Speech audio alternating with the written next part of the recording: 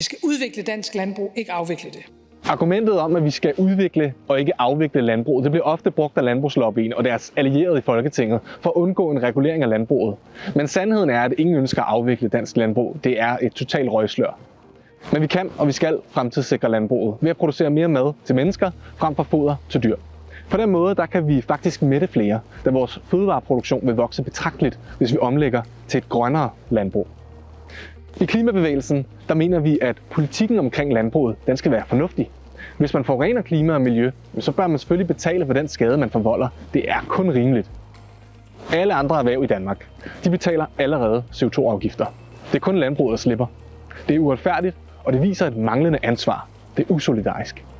Det er umuligt at udvikle dansk landbrug, hvis ikke de har en motivation til rent faktisk at redde klimaet og miljøet i form af kroner og øre. En CO2-afgift den skal derfor primært ligge på produktionsleddet, og ikke bare ude hos forbrugerne. Der findes nemlig en række løsninger, som det i øjeblikket slet ikke giver mening for landmændene at bruge, simpelthen fordi det er gratis at forurene. Derfor er det nødvendigt at give landmændene et økonomisk incitament til at omstille sin produktion. Og i dag der er det bare frivillige ordninger, som gør, at landmændene måske eller måske ikke gør en lille indsats for faktisk at redde klimaet. Derfor er CO2-udledningen for landbruget jo heller ikke faldet i mere end 10 år. Samtidig så er det vigtigt, at politikerne ikke fastholder landmændene i en klimaskadelig produktion. Eksempelvis ved at sende penge tilbage som understøttelse til f.eks. biogas eller foderstoffer, som fastholder en ubæredygtig stor animalsk produktion. Det er umuligt at nå vores klimamål uden en regulering af landbruget.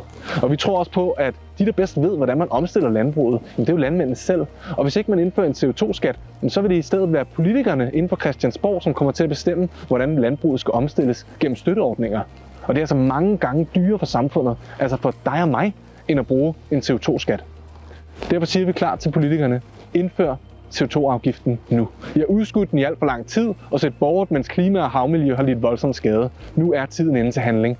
Det er nu, at vi skal bruge både politisk og markedskræfter til at skabe og udvikle et grønnere landbrug i Danmark.